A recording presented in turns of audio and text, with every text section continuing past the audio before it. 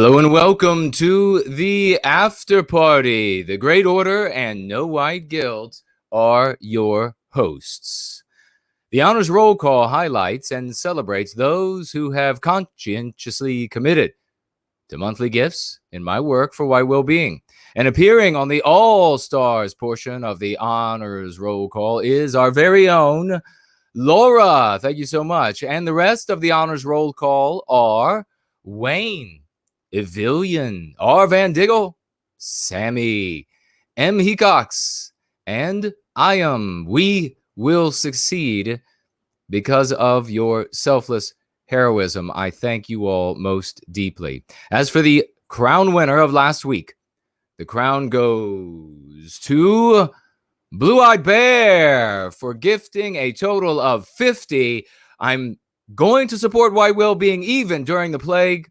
Dollars. Congrats and many, many thanks to you. In second place was Bradley, gifting $12. Congrats and thank you as well. You can financially gift on Entropy at 15%, where you can also watch the stream, ask and vote on questions, and participate in a poll if I post one. Or you can financially gift on Cash App at 6%. Jared and I, as you all should be very well aware by at this point, evenly share the financial gifts with our guests here on the after party. Today, we're getting tapped into Simon Harris from the YouTube channel of the same name. Welcome back, Simon. Please introduce yourself to the audience and then tell them where they can find you. And then Mr. George will take us into the conversation. Well, thank you for inviting me. It's very, very nice to be back after such a long time, actually. I think the last time I was on was your first anniversary after party show. That sounds about right. Perhaps we've done little streams together since then, but it seems like a very, very long time. Anyway, let's get to the chase. My name's Simon Harris. I've got the YouTube channel, Simon Harris. Search for Simon Harris and you should find me. Unfortunately, there's a number of different Simon Harrises in the world. There's a rather dreadful Irish member of Parliament, and there's a hip hop an acid house DJ, and I'm officially the third most famous. So you should find me, no problem. Just kind of look out for this this grisly English look. You're first in our eyes here, Simon. Well, this is what I like to think. Yes, and actually I'm the oldest of the three, so I'm the original. I also run the YouTube channel European Freedom, the website europeanfreedom.com. You can find me on Twitter at EuropeanFredo1. Which is a kind of boomer name because I didn't know how to do the handle properly. But you'll find me out and about pretty much everywhere on most social media. And that's it. That's my introduction, really. All right. Yeah. And besides, that was over a year ago when you were on the first anniversary show. We did a longer stream with you. I think it was September of 2018. Again, as I always say, please check the archives on our respective sites. And or the afterparty.tv. We have things pretty well organized for you all. But yeah, Simon, why don't we just go right into it today? So we'll talk about a few things, but heard you mention recently that 6 months ago, your daughter was what you call a default leftist. And we'll talk a little bit about that in a few minutes. And 6 months later today, she's talking about things like repatriation. So how did you get her from point A to point B? Give us some tips. Let me just say, before Simon answers this question, because what I observed at the Patriotic Alternative Conference, where he was put up on a big screen and he spoke to all of us as a speaker, will absolutely play into the answer that he is about to give, because he is a master of sharing the truth of white well-being and bringing people over to going free. He obviously did this with his daughter. He did this with a great many. He has an erudite mind. He is level-headed, sang-froid, if you will, when he speaks, and very enjoyable. Everybody loved Simon when he spoke at the conference. And I mean, the fact that he wasn't actually physically present, but he was just digitally present. He was visually plastered up on the screen, and yet it was still enough for everybody to be enthralled by what he had to say. Everybody was, including myself, on the edge of our seats as we listened to the information that he had to share. So it is a great pleasure to have been able to, in a way, share a lectern with Simon, even though it was digitally, thanks to the white man's technology. So it's great to have you here, and let's go ahead and hear your answer about your daughter now. No pressure, Simon. Jason's good. Yeah, thanks. You're going to make me blush now. I suppose I need to give some people some context. I went through a very unpleasant separation about 8.5 years ago, and as a result of that, I was kind of forcibly separated from. Well, I'm not going to go into the details of this, but I was unable to see my daughter for about 8 years, and we finally made contact again in November. To be perfectly honest, this is something you haven't asked me, but being back in touch with her, it gives me much greater motives to be involved in this fight. She was always there. She was always with me, even when we weren't in contact. But having her so close and seeing her so frequently and having this wonderful relationship back again, my investment in the future hits me in the face all the time. So it convinces me that the reason why we do what we do is for love. And I suppose that's the first answer to the question. The reason why I changed it is because I love her, and she loves me, and she hadn't seen me for a long time. So she hadn't been subject to my gentle influence, my gentle guidance for all those 8 years. We last saw each other when she was 16, and now she's just turned 25. So that's a big chunk of life and a big chunk of influence. And the first day we met, it was exciting and fantastic, and we clicked immediately. But I kind of realized that there were some political differences, but I didn't want to upset that first meeting. So I said to her, I'm going to tell you my real opinions once you know I'm one of the good guys. And she said, I already know you're one of the good guys, Daddy. And basically what I did for the next month is I did this with full of love, but we didn't really talk about politics for a month. She came round most weeks, one night a week after work.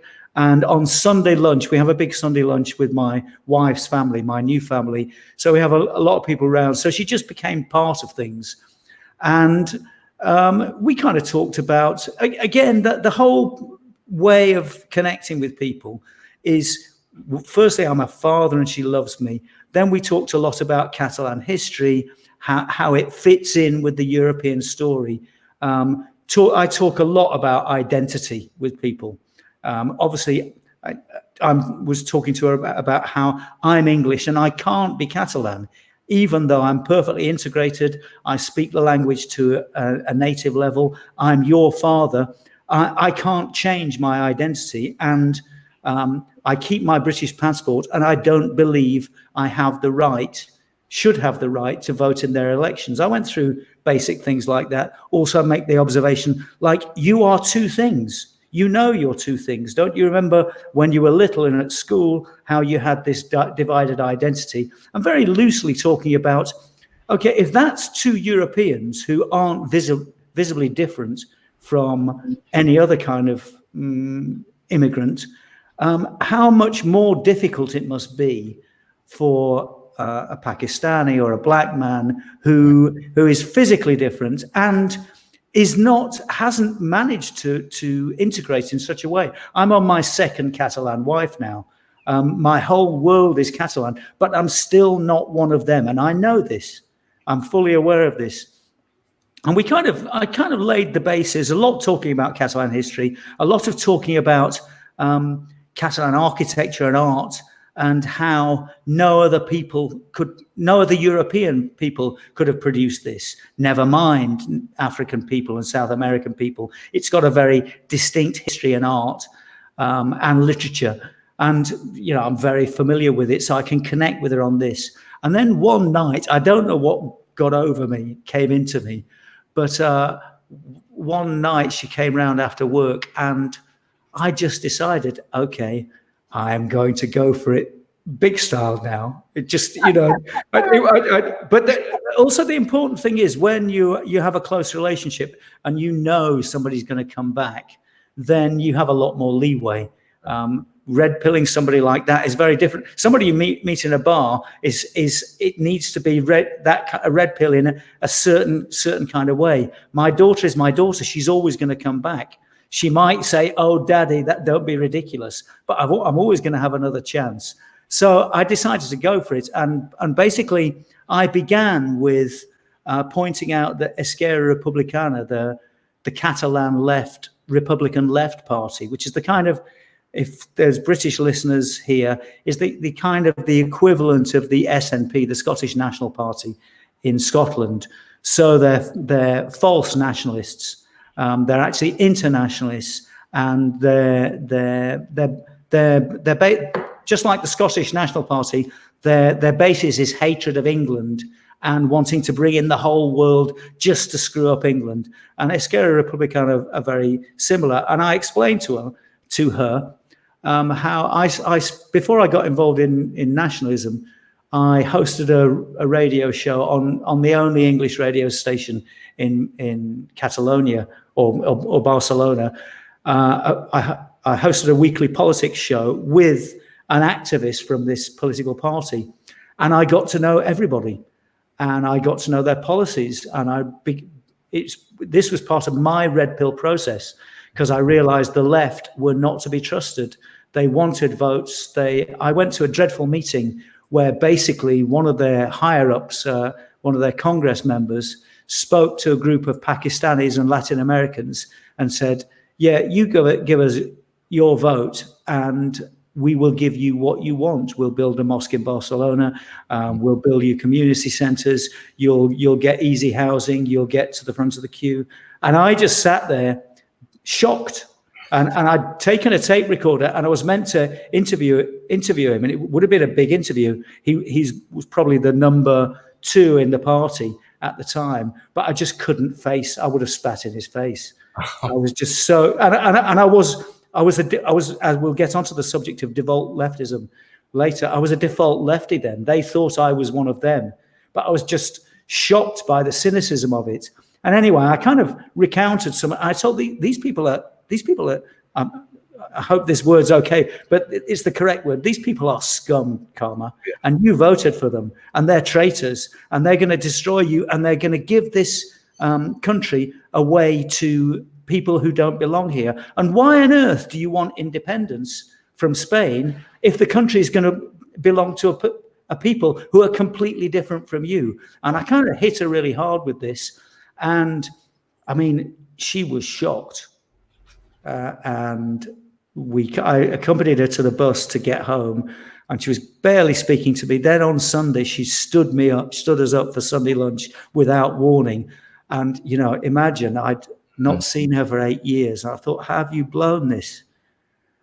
But we kind of maintained WhatsApp contact. And luckily, the next weekend was her 25th birthday.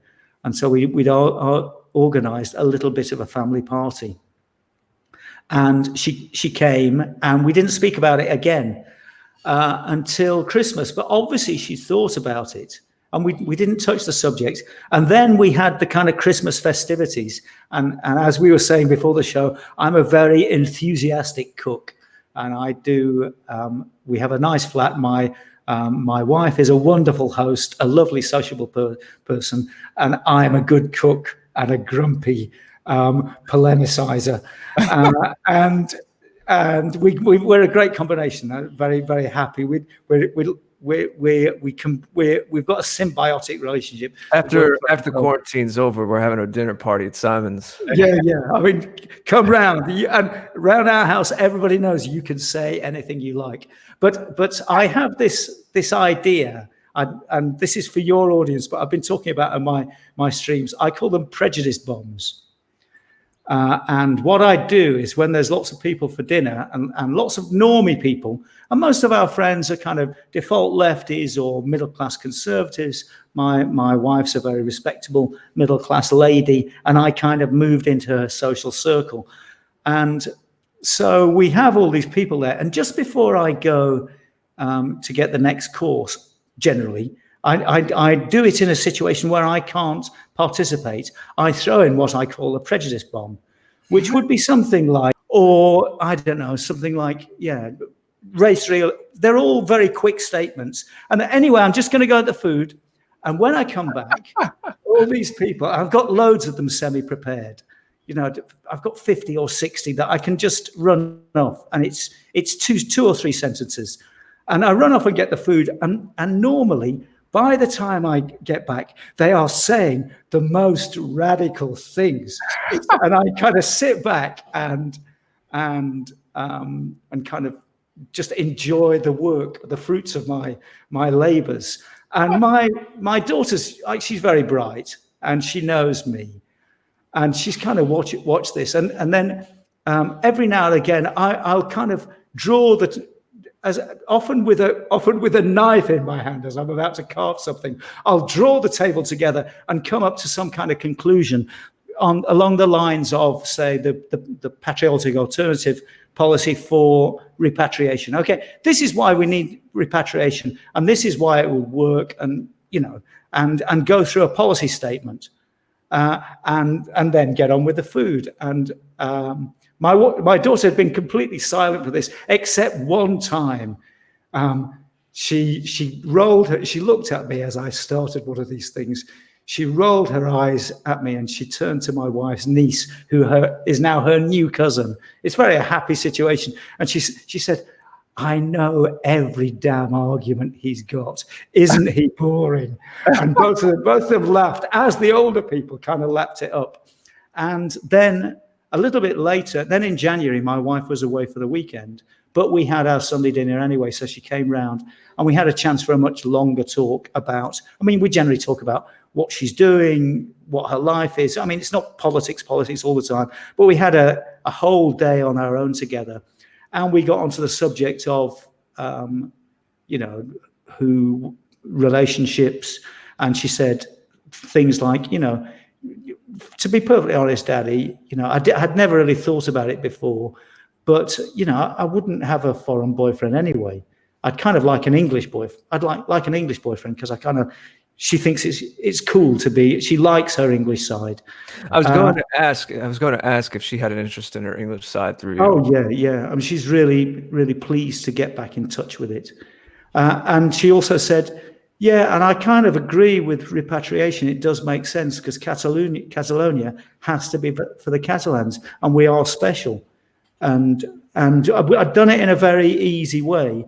So what you're saying is we were colonized through food with the whole wide range of restaurants. So you're going the opposite. And also this whole wide range of food. This whole wide range of restaurants thing. Like I live in Catalonia. I live in a Mediterranean country. We don't need a wide range of restaurants. My cooking is a kind of Mediterranean, Anglo-Mediterranean fusion now, because it's inspired in what my mother, country cooking that my mother and grandmother showed me, but with Mediterranean ingredients, fresh from the market we've got around the corner. So it's good stuff. I'll check that restaurant out. But we just don't need this. We don't need foreign food. We've got great food, and so this is ridiculous. And I kind of work on this. And but she did say to me that you can be a little bit extreme, though, can't you? So then I pointed out to her that, okay, the reason why I do this, and because I'm pushing the Overton window. I don't know if you're familiar. I was a teacher for many years. I don't know whether you are familiar with Vygotsky's law of proximal development. Okay, this is my degree is in psychology as well. So I studied psychology, Vygotsky at university, and then when I came to teach English, the whole trick with teaching people anything is is always set the level just above their competence level. So that's the same with language. It's the same with pretty much anything. And it's the same with radical politics. So just push it. And this is what the left does all the time. That's how I got into streaming. Well, yeah. I felt like I was in over my head at first. Well, I mean, I still do, to be honest. Don't be ridiculous, Jared. You know, you're one of the cracks of this community. No, trust me. Sometimes I feel like I don't know what I'm doing. And anyway, that's basically the story, and that's what I do. So I red pilled my daughter and quite a lot of people. There was a beautiful moment actually where quite a right wing woman looked at me after one of my diatribes, which my daughter was groaning at, and she said this in Spanish. She said, "Simon, you love England, you love Catalonia, you love Spain. You're a good man." And it was one of those things where you know the message. It isn't a message of hate. It's because a lot of the time I'm talking about what we've got, why it's worth defending, why I love it, why am I here? I often say to them, look, I love this place as much as you do because I've made a positive choice to come from a country where I love and live here. I'm just as motivated as you for it not to be destroyed because I've made a conscious choice that I love it and I've fallen in love with it in the process. And these are the kind of conversations we have, and they all very, very easily lead in to red pilling moments. Does your daughter watch what you do? Might she be watching this stream ever? I doubt it. I tell her, she asks me, how long's the show? And when I say an hour and a half, 2 hours, she said, "Daddy, you must be joking. I'm not going to watch that." I think she did. Tell her we make 10-minute clips too. Okay, I'll send her some of those. I might send her this because I've not told her story live before, so she might be quite pleased to hear this. Well, it's a heartening story, and there's definitely lessons there, and we'll now expand it a little more. So you've talked also about how movement in our direction is inevitable. You feel in the larger societal scale it's inevitable. And you want to welcome people in, and we're all for that. But there's that tricky business of making sure that we don't blind ourselves to infiltrators and bad actors as well.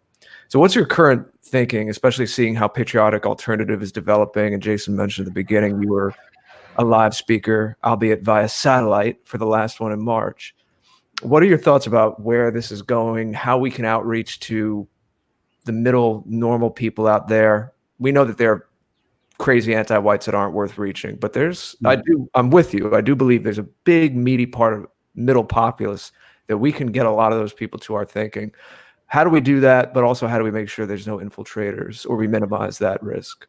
Well, I think there's two things. That's one, not everybody, when you red pill people, the majority aren't going to get involved in a political organization.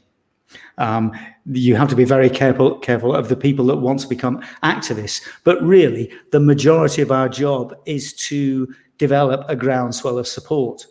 So we actually only have to worry about relatively small numbers. I think the red pill process, I mean, just looking at the normie groups in England, I would say the default left is like me, who were brought up quite well educated, kind of lefty liberal family, a good school where they taught you that revolution is good and the left, the revolution is always the heroes and the leftists are the good guys. And, Marx was great and Lenin was great and Trotsky was great and all Che Guevara, and everybody's got a poster of Che Guevara on the dorm room. I love that they have shirts. They have the Che shirts, and these guys. I actually have a shirt that says "You don't know jack about Che" on my side. Well, exactly. It's so tipped off at those Che shirts, and it's just a trend, and people have. Yeah. But it's a trend that has been going on since I was at university, and that was in the late 70s, early 80s. Right. And so there's the default lefties. Then there's the kind of conservative types who and these people are mostly centrists, but they can see the world changing around them, and they can see that the Conservative Party really has gone in for globo homo, and they don't like it. Another thing I was talking about in my speech at the PA conference is I maintain friendship on Facebook. I keep Facebook for relatively not much political activism. It's kind of more friendship. And I'm very gently on Facebook. So I maintain contact with lots of people. But the Conservatives and the Civ Nats are very annoyed about drag queen story hour and the police driving around in rainbow cars, and they can see who's committing the knife crimes, and they know about the rape gangs. It's all around them. And the Civ Nats as well. So there's the lefty liberals like me, Conservatives and Civ Nats who have quite a conservative mindset, which is being betrayed by their own party. And then you've got the white working class, and the big victory of the white working class. And you're one of the questions you sent me that we're going to discuss is the kind of identitarian aspect.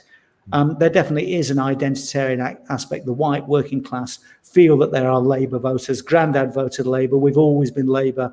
I come from a family. You come from a family of manual workers or transport workers or miners, and the solid blue colour Labour vote, and it's part of your identity. And in the last election, this has been broken, and these people are very fertile ground because they've got no actual. I'm sorry for talking all about the UK, but it's what I know most about. But they're very fertile ground because they've got no identitarian loyalty to the Tory party.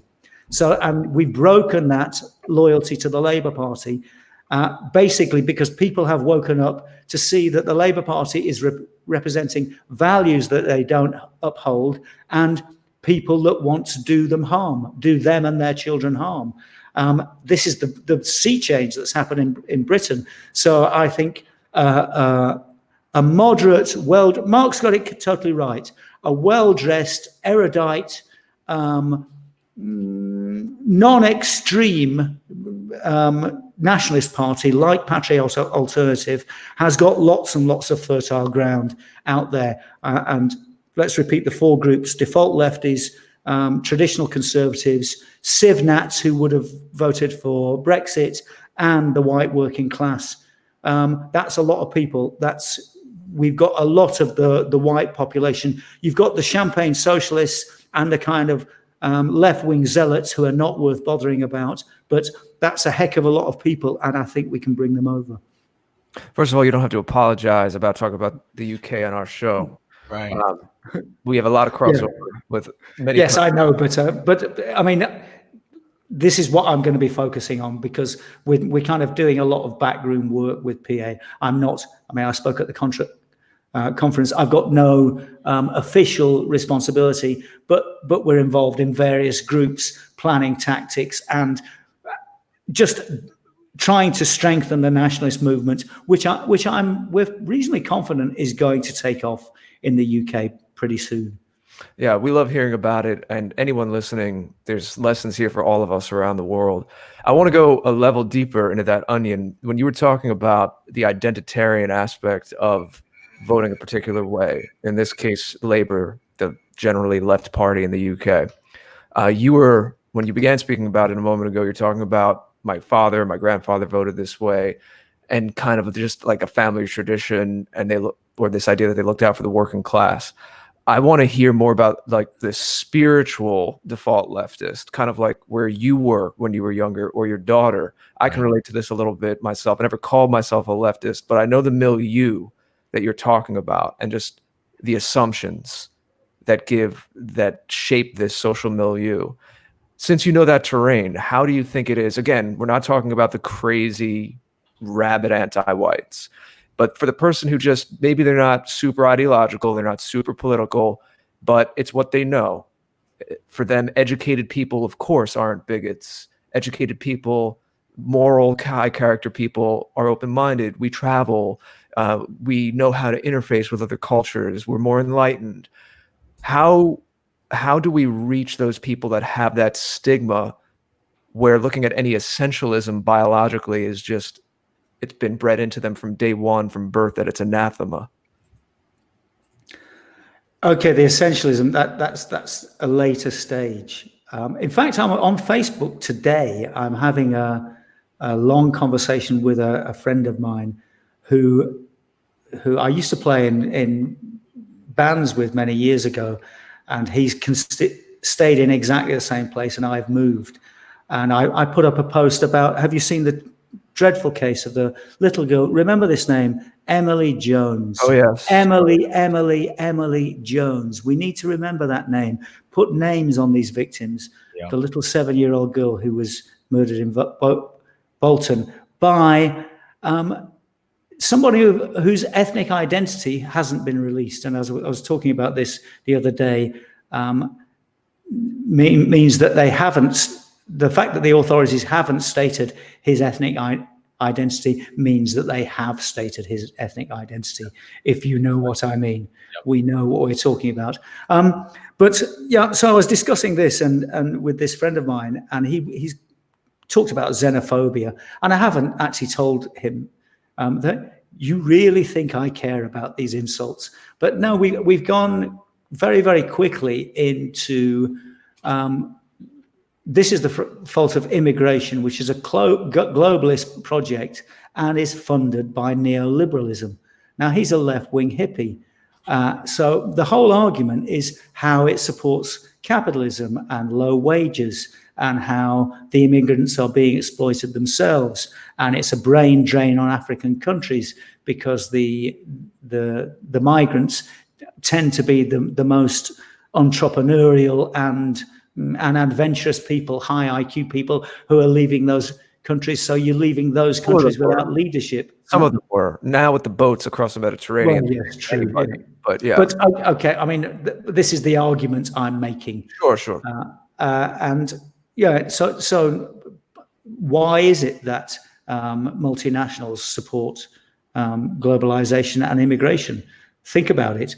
And I'm just continually saying, he posted a video of a very, very traitorous black guy here in Catalonia talking about peace and love and learning from other cultures. And I just had to point out with it, but this video is sponsored by a bank.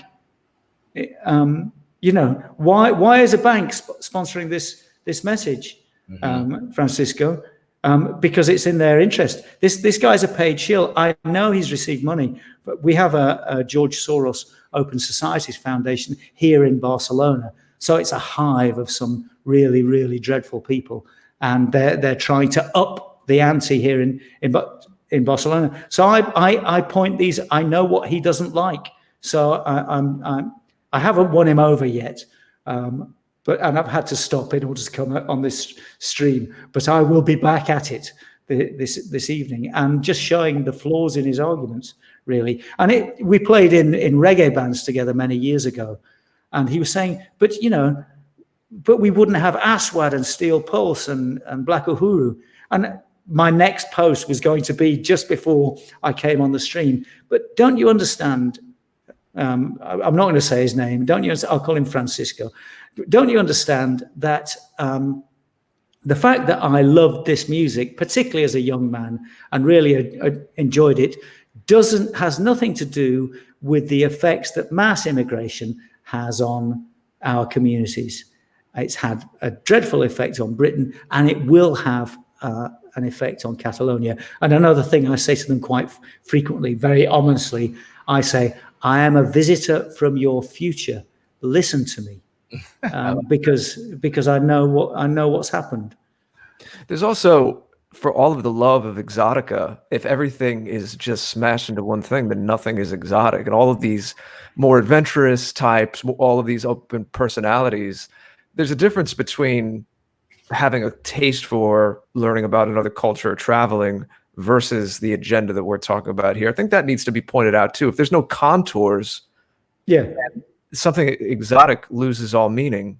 You don't have anything to contrast it to with your own home port. I always say that it's okay. I understand, and I'm like this a little bit myself too, to have that open, exploring personality. But there's a big difference between being blown about in the wind versus someone who has that anchor and that home port to return to. Knowing that you have your home people and culture to return to, and that's your center, is a very different place to be, different way to live. And also it's the idea of turning the word diversity on its head. Back to my daughter again, the university degree she's doing is international relations. And I've helped her with a number of essays, and we recently did one on nationalism, where she had to outline the arguments in favor and the arguments against nationalism after reading a very, very academic, almost irrelevant text. I'm reading some interesting text as a result of this. And I just pointed out to her that, okay, and she was kind of, inevitably, she's not fully developed her thinking for herself, and she's parroting a lot of what her professor is telling her and what she thinks the professor wants to hear. So I just said to her, like, nationalists are in favor of real diversity. So we want to maintain separate cultures. We don't want everything to be a mud brown mix. We want Nigeria to be for Nigerians, Japan for Japanese, Catalonia for Catalans, England for English, et cetera, et cetera. And so this is real diversity. And when I told her this, she said, Daddy, this is going to blow my professor's mind. No, I mean, in our circles, this isn't such a radical idea. But when you're dealing with people who are really locked into the education system and aren't encouraged to, might get her kicked out of her degree program. Do you get?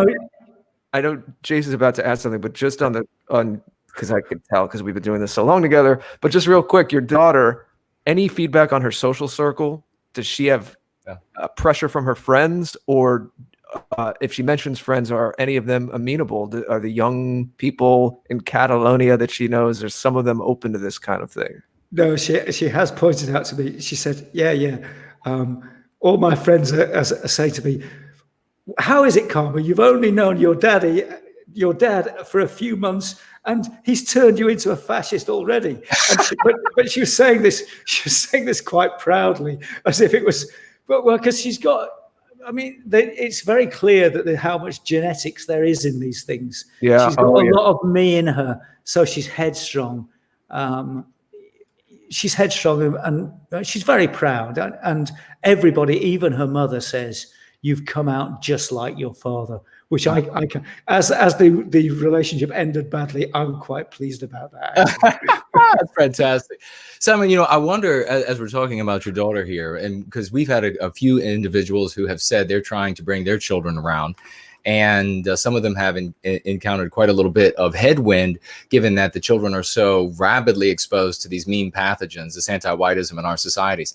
And in a couple of cases where they've had success, I've recommended that the parents say to their child, and usually in these cases, these are teenagers, so it might be a little bit different than your experience with your daughter, but I've recommended that they say to the child, look, just between you and me, this is the real world. I understand that your friends would ostracize you from your friend groups and your peer groups and everything if you began sharing these things with them. And suddenly these kids became amenable to the message because they knew now, okay, I can see the truth. I can talk about the truth with dad or with mom, but that doesn't necessarily mean that I have to get ostracized from my friend groups. At any point, did you sense with your daughter that you had to say, or you said something essentially similar to this in the very beginning, like, look, just between you and me, this is the way the world really is? Or did you not have to do that with her? Well, I think this was assumed because, as I said at the start of my story, when we first met, I said to her, I'm not going to tell you what I think until you know that I'm one of the good guys. So, and a lot, Jared was about to say this, that she was going to get kicked off the university course. She knows how she has to how she has to present ideas that are going to upset the outside world. So I told her this stuff. Then she sent me the essay that she'd written, and she'd kind of wheedled everything in a very, very balanced way. But like, she wants to get she needs that piece of paper because right. That's what she wants, and she's clever enough to know that she's got to play the system. I think with her friends, she's just enjoying being, politically incorrect and winding them up. Because I mean, I'll send you guys a photo of her in privately, because I certainly don't want to dox her.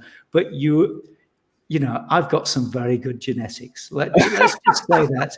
And I can see when you see a photo of her, you will see why people would be very keen to be her friend. Oh. Let's just say it like that. A good advocate for our cause. Yeah. A fantastic advocate for our cause. And I mean, this is what my wife said to her when she first saw her. She said, like, this girl could be a model.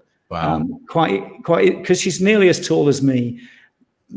I'm going to get into stupid dad stuff, but she's absolutely gorgeous. It's just, I kind of look at her from afar as a proud dad, inevitably. And it's just like, wow, I've produced this. Isn't this great? But she's very sweet and very modest. And you kind of, if you don't know her, you'd think she was kind of this sophisticated, distant person, but she's a bit of an oaf, really. She's very sweet and very, unassuming.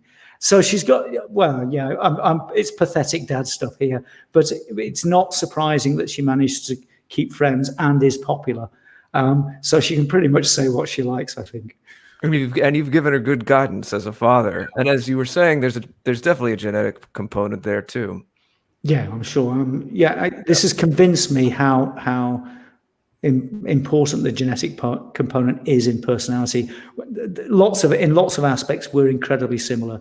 What I talked about before about her watching me throw the prejudice bombs in dinner parties and not saying, just sitting back and observing, and then just saying something, just making an incisive little jab at her dad to let me know that she knows that that's precisely what I'm doing. It's very much the way I go about my business. Yeah. Dropping those little bombs. She dropped her own bombs on you. Yes. Come on, Daddy. Yeah, you can't fool me. Jason, did you have something, or I have another fold I'd like to unfold here? Well, we do have a question from ex-Tommy Robinson followers. He asks for Simon, what is the nationalist movement like in Spain, and why do civnats like Tommy just focus on Muslims? Is it because it's somewhat allowed by British society, as the MSM also gets Muslims? Well, okay, what's the nationalist movement like in Spain? I think the nationalist movement in Spain is quite healthy. Firstly, because academia and the media, there's still an old guard who grew up under Franco. Franco died in 1975, so there's a lot of old guys. I'd listen to a lot of right-wing Spanish radio, and there's a right Intereconomía is a right-wing Spanish television station that used to be available, go to all homes. I haven't looked for it for a long time, but they have radio stations, lots of major commentators on the radio, Carlos Herrera, Fernando Jiménez Los Santos. I mean, these are voices that in any country, they're further to the right than the Rush Limbaughs of this world.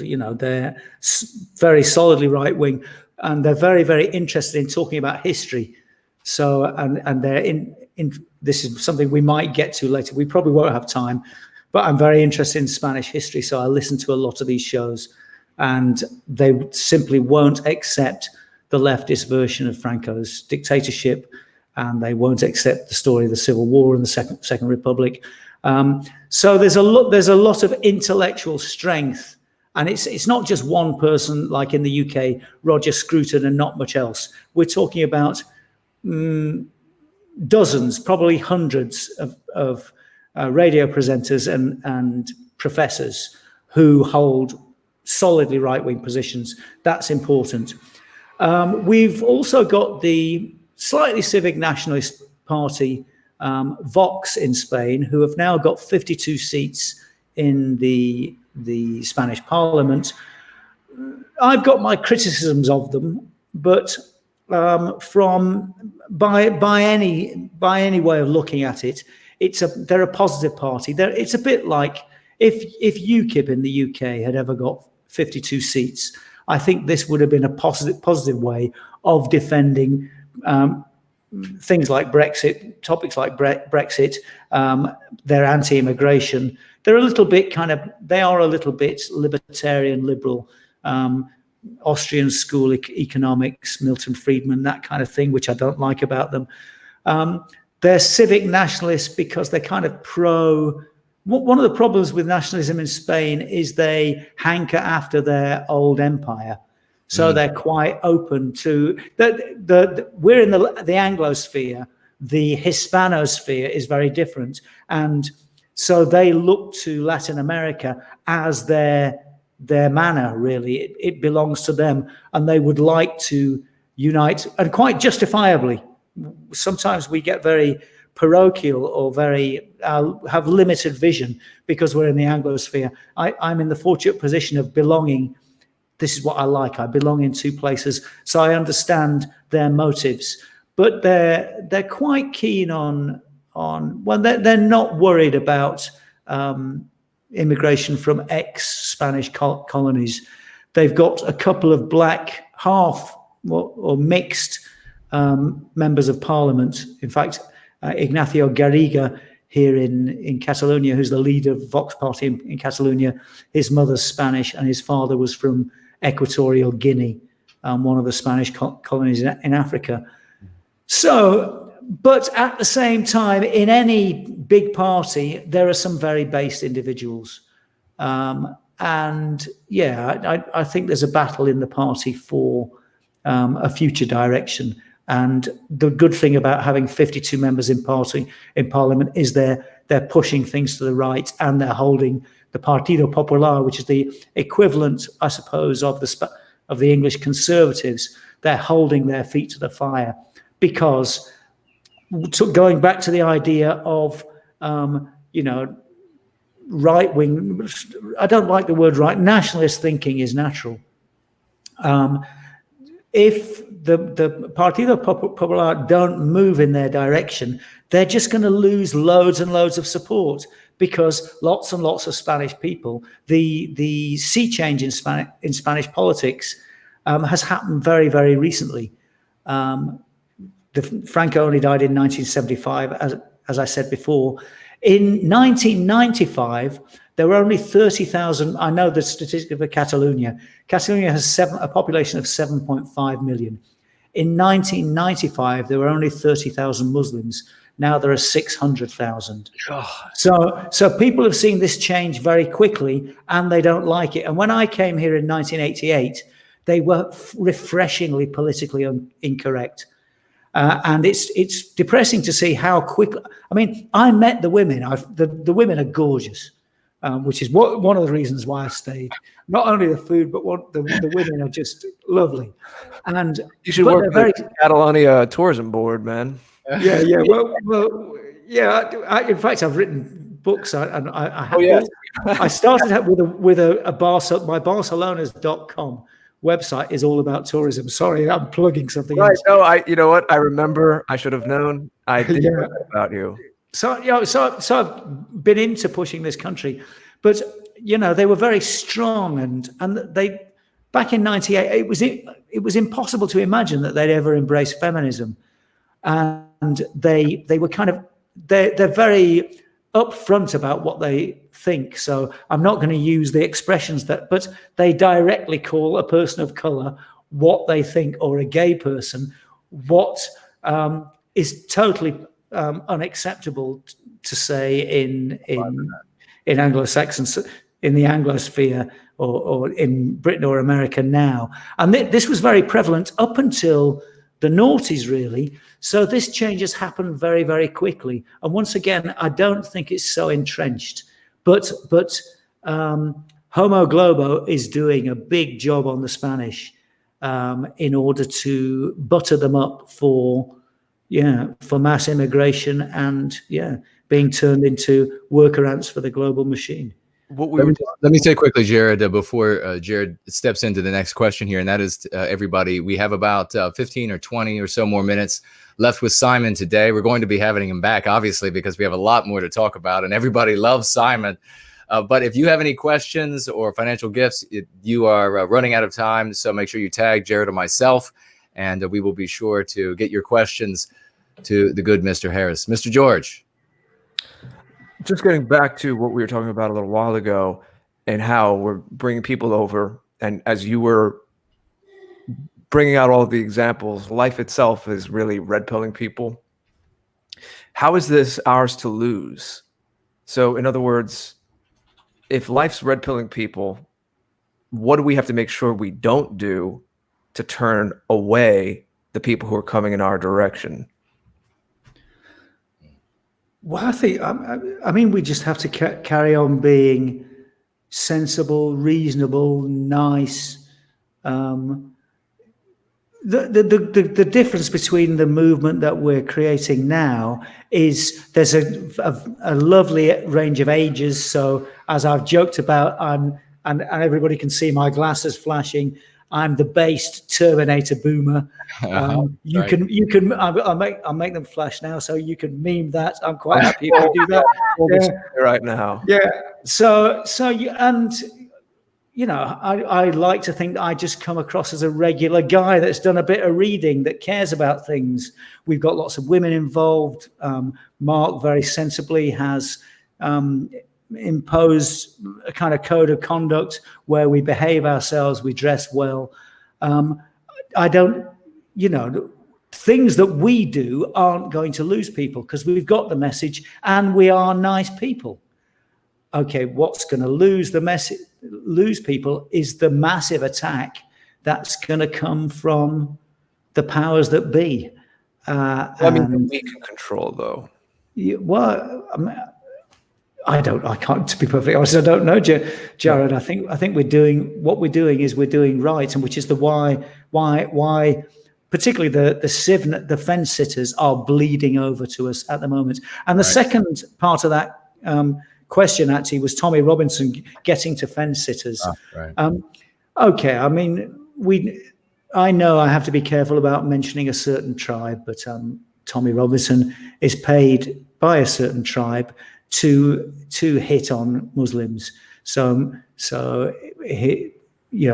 genital mutilation, female genital mutilation is unacceptable. Circumcision is okay.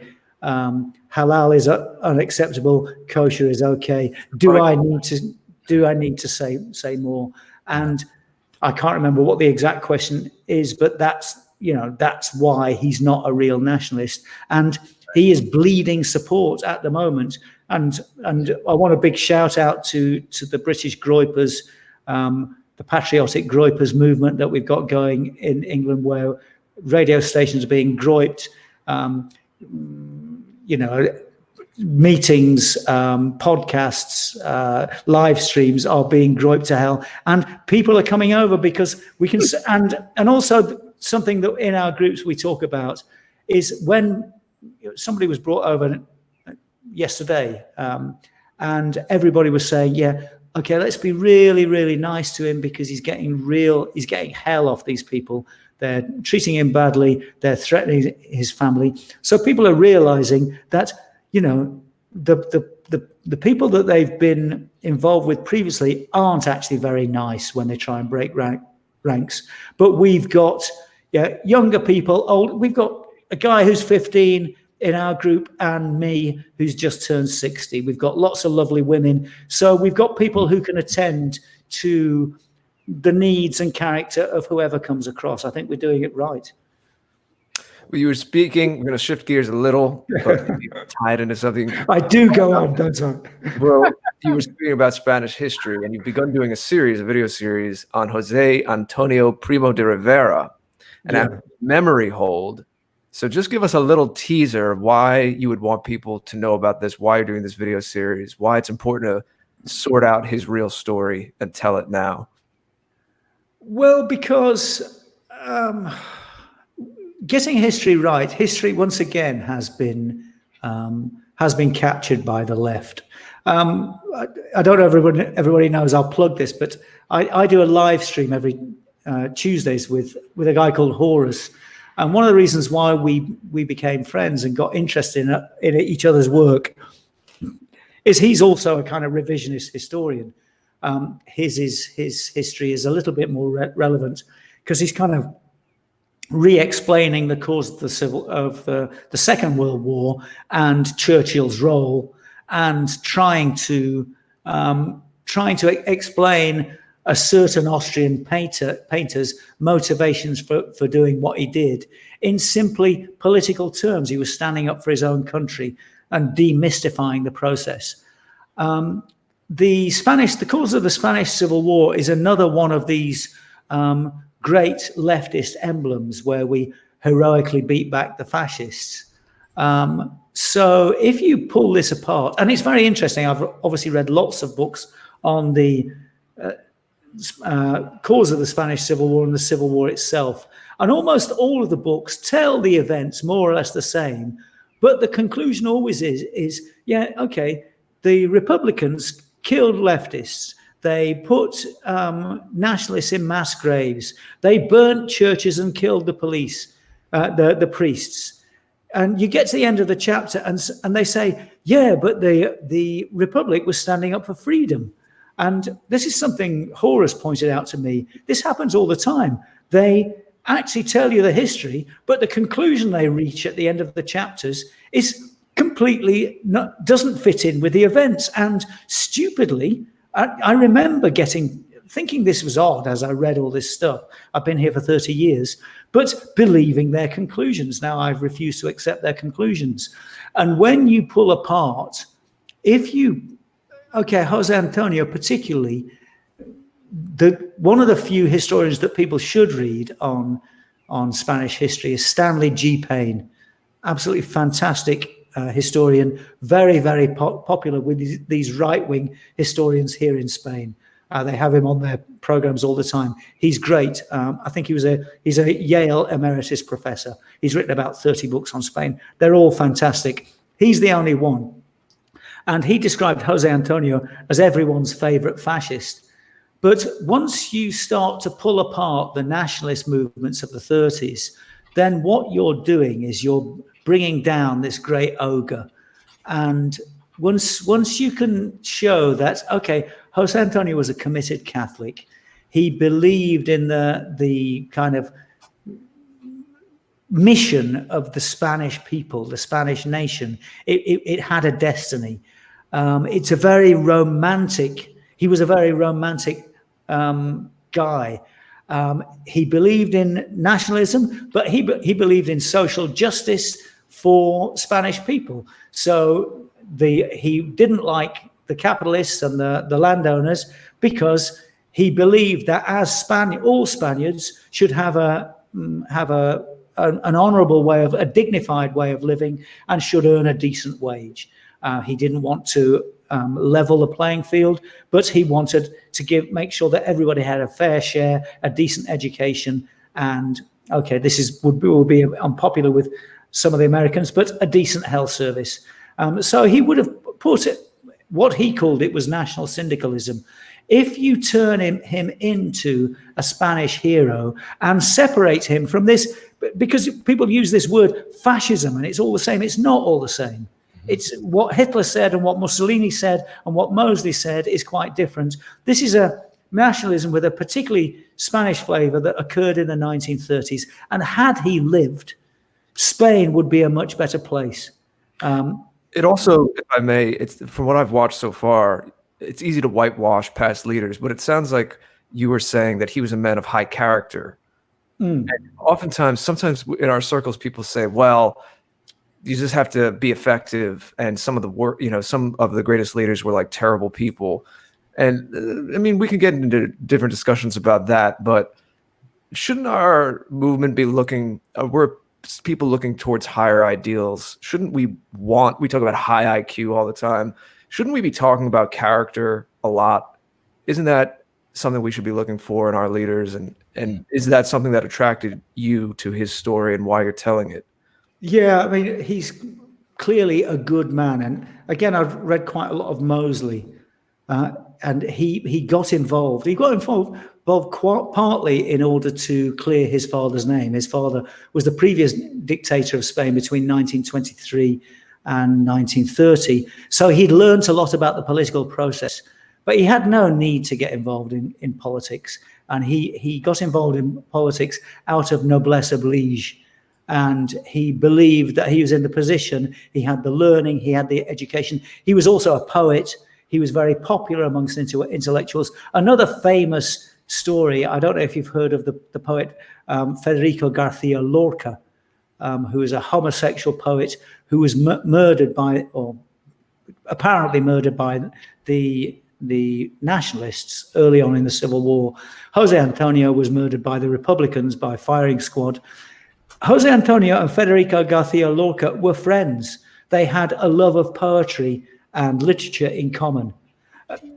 The guy wasn't what they tell us he was. And I mean, when we talk about ideals, you know, what are we talking about? We're talking about goodness, truth, and beauty. I want people to know the truth just because it's the truth, for no other reason.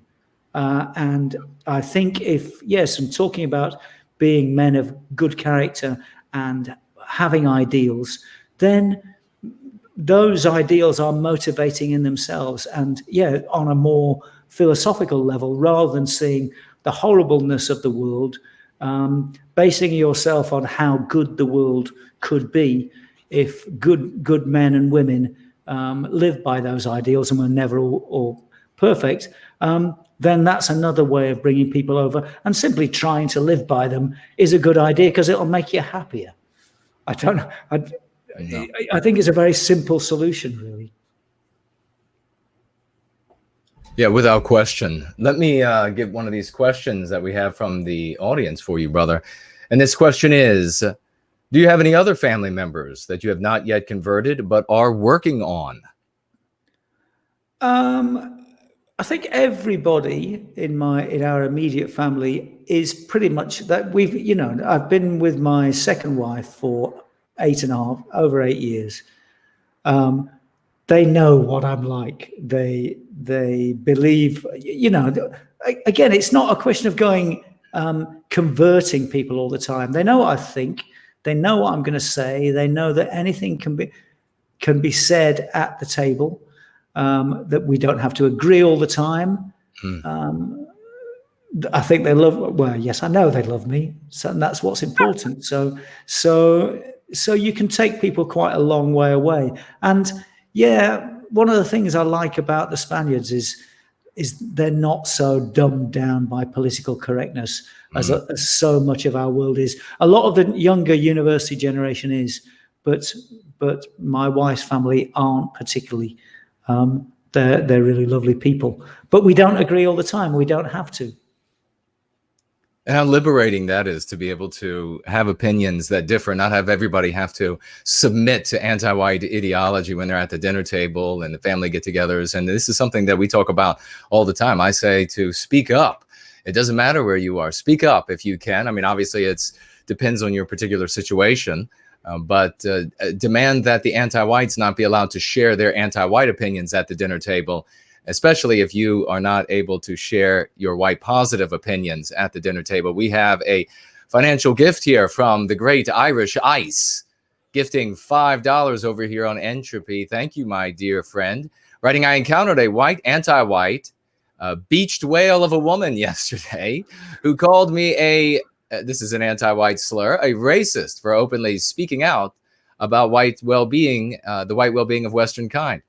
I had to repeatedly call her an anti-white in front of 20 people. She was not happy. She lost. Kip, keep it Promethean. Indeed, brother. Thank you so much. Keep sharing those testimonies, ladies and gentlemen, when you have these kinds of conversations.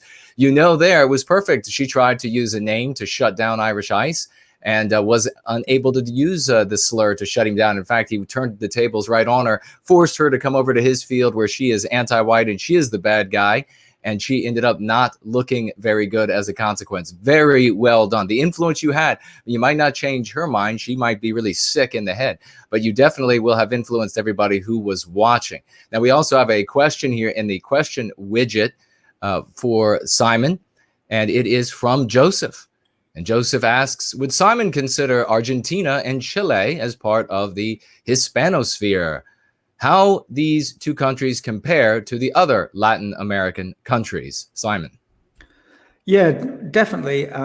Chile particularly they're both quite white countries. There's a lot of Germans in Argentina. In fact, the deputy leader of Vox, the Spanish Nationalist Party, a guy called Javier Ortega Smith, has dual Spanish Argentinian citizenship. He was born in Argentina to a Spanish father and an English mother. So he quite warms to me, and he's the most base member of the party.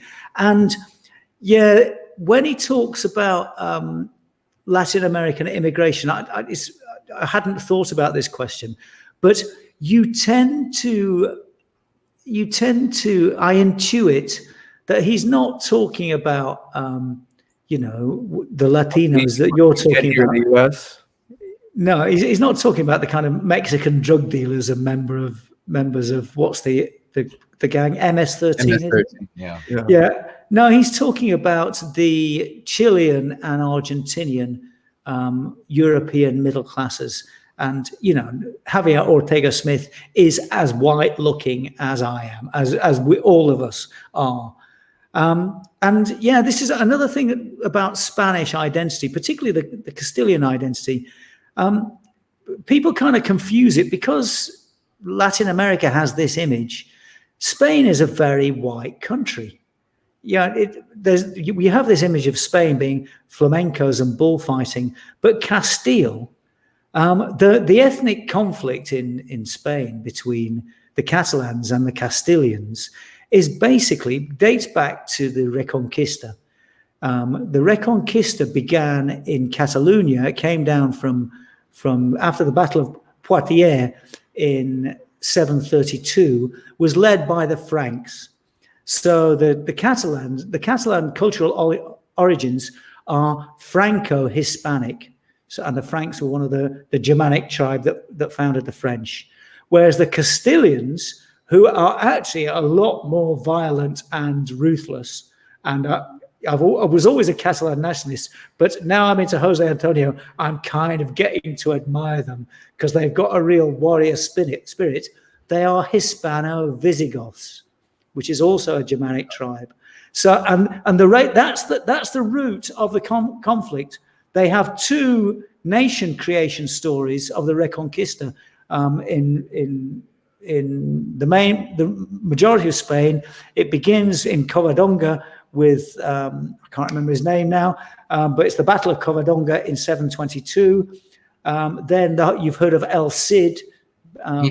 Charlton Heston had made a film of El Cid roaming through Castile, and once he was thrown out of Burgos and siding with Muslims, conquering Muslims, and ending up with the Catholic kings.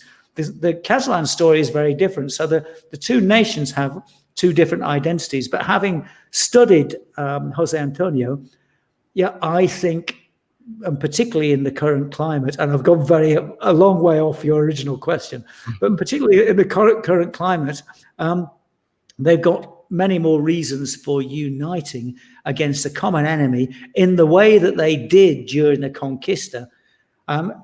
One of the things that I'm saying to lots of my friends, because I know Spanish history, is what we need is the spirit of the battle of I put in blogs, spirit of Navas de Tolosa. And really, it was the Battle of Navas de Tolosa when the kings of Catalonia or Aragon, the kings of Aragon, which included Catalonia, the king of Castile and the king of Navarre, which ruled the Basque country, all united and took on the Moorish forces in 1205. And basically, everybody says the Reconquista lasted till 1492. No, it was the Battle of Navas de Tolosa, 1205, when the Christian Spain beat the Moors. Then they went back to squabbling amongst themselves. But and the rest of the next 300 years, 250 years, were just a mopping up operation, really. And the reason why 1492 was so important was once the Ottoman threat appeared, then having Muslims on the Spanish mainland was like having a fifth column. So they had to be got rid of. And I'm sorry, I've gone completely off the subject. But I mean, these are kind of things that I talk about with Spanish nationalisms, with nationalists. And these are the things that this is the kind of history that criollos, I know quite a lot of, they call themselves criollos, who are European inhabitants of Latin America who see themselves as Europeans and have a definitely white identity. So that very much exists, and it's particularly prevalent, yes, finally getting back to the original question, in Chile and Argentina. Well, circuitous, but ultimately to the treasure chest. I got there in the end. You got there in the end. That's fantastic. Well, we got two more financial gifts I'm going to read, and then we're going to be wrapping up. We have Tamara, the lovely Tamara, and she has financially gifted $2 over here on Cash App. Thank you, my dear lady. And we have the great Zero Talent over here financially gifting $5. Thank you so much. And writing, I hope everyone is having a lovely Saturday. It is indeed a lovely Saturday, made all the better by being able to spend this Saturday evening with Simon Harris, which, gentlemen, we are going to be having back very soon so we can finish this conversation. We have more questions for him, so we will drag him back kicking and screaming if we have to. Simon, let's hear. Keep in mind also, ladies and gentlemen, that the link to his channel is in the, it looks like we may have, here he is, he's right back. We may have, or it's down, the link is in the description to his YouTube channel. Any links, by the way, ladies and gentlemen, that are off the YouTube site will not be present on the description because we've received strikes for those here on our channel, but they will be available on Jared, George, and I's joint website and private websites as well. Simon, please take it away, brother. Well, I mean, it's been a pleasure as always to talk to you two. Yeah, we've had a long-standing friendship for a long time, and so it's, you know, I don't know why we miss speaking to each other for so long. And I'd be delighted to come back very soon and finish this conversation off. Remember, I'm a positive guy. I'm a regular guy. I get in some weird. I do some deep dives into odd topics, and I'm into Jose Antonio at the moment. But I also do a live stream at the moment every Tuesday, which is at 7 p.m. UK time, which is 2 p.m. in the States and the coast and the East Coast time. We're doing 2 streams at the moment, and my co-host is this great friend of mine, Horace, who's a really interesting historian, very interesting guy. We're doing a couple of shows at the moment. I guess that Jason won't be particularly enthusiastic about this topic, but we've got a friend, and we're kind of looking into neo-reactionary thought, not because we necessarily believe in neo-reactionary thought. Well, Ralph does, who is our guest, but I'm kind of interested in investigating it. And first, because we're looking into the history of the alt-right, and secondly, because there's some useful models here that are worth resurrecting. So last week's show was on the cathedral. I think we might be talking about the political trichotomy this week, and we're going to be doing stuff about linguistics and how we can take control of the language in order to win the dialectical battle with the left. That's once again a very in-depth answer to your question.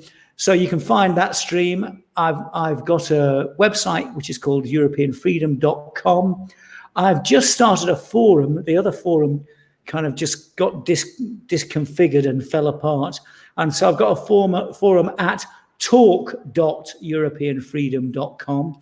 Everybody's welcome. We've only got about 45 members at the moment, so it's a small community, but it's a great way of building a community.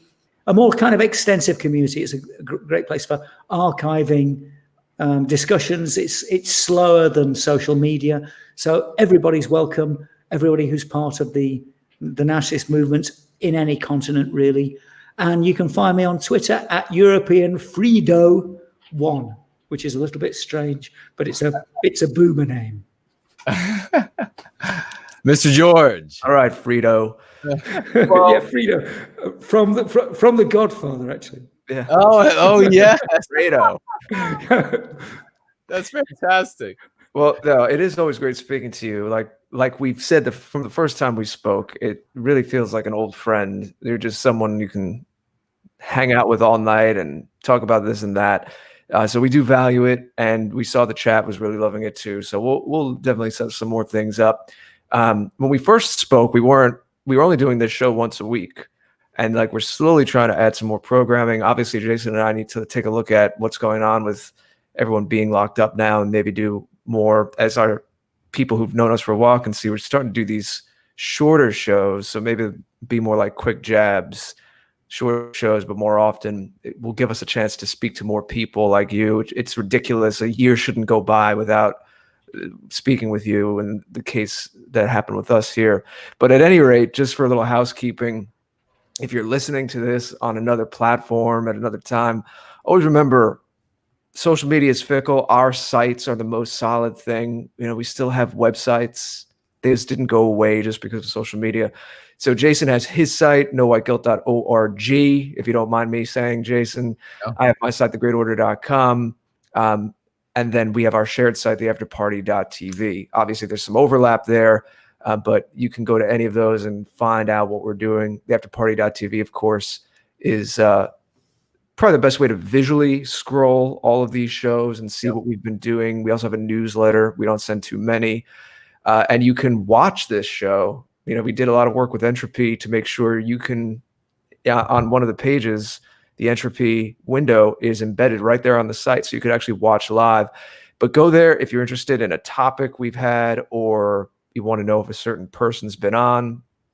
Put in the search bar. It's a pretty well-organized site. We put a lot of time in it to make sure that we're cataloging our stuff so that if YouTube or another social media platform decides to hit a button, it's not like all the work that we've done over these last couple of years just vanishes forever. So please do remember that. And of course, guest links like Simon here would be on the respective post pages on, again, me and Jason's private site or personal sites. They're not private, but personal sites, and the afterparty.tv. Other than that, we wish all of you and your family health and safety during this odd time. We didn't get to talk too much about opportunities with Corona, Simon. So maybe you could come back soon and we could talk a little about that, because we were talking about bringing more people over and how we could use. Yeah. I think there are obviously threats, but there are also opportunities, and in order to avert the threats, we need to be aware of them. It's something we definitely should be thinking about. Sure. I'd like to get your thoughts on how we can frame the news narrative towards our direction and help bring people our way with that. But we'll have to wait. You all have to wait till another time. But thank you all for being here with us and your support. We love it. We love you. We're all in this together, and we will talk to you soon. Jason will take us out. Thank you very much, Mr. George. It's a big pleasure to be here with Mr. George. And of course, Simon, it's a magnificent conversation today. And we absolutely are going to be doing a part 2 where we will be addressing these other topics that we didn't get a chance to get to. So make sure you all come back for part 2 as soon as we post it. I want to give a big thank you to everyone who financially gifted today. It's very meaningful that you give to the cause of White Wellbeing and the work that we do here to recapture our destiny and make our tomorrows better for our children than what we had. A big thank you to everyone also who commented and asked questions over the course of the stream, participated in the live stream, but you don't have to participate. You can just be a wallflower and watch what's taking place, especially if you're new to the community. You can participate in the thread after the fact. A hello to everyone who watches this in replay. Thank you for being here, especially, of course, if you're new. I want to give a huge salute to Seaver, who was modding tonight. And I don't know if HB did some modding or not, but a thank you to him. Big thank you to Seaver, because he was alone for most of the night doing the modding, and it is very often a thankless endeavor. So we are very grateful for you serving that role, dear friend. I want to give a spotlight to a couple people I saw over the course of the night. I saw Bikini Bandit in the live chat. Hello to you. John Doe was here, believe it or not, the one and only. A student of history, Dragon Energy was also here. Great name. Paul Ryder was here, and Mary Teresa. Can you believe it? I'm already feeling healthier. Thank you all for being here so much. And Mr. George and I will be back very soon. Bye-bye.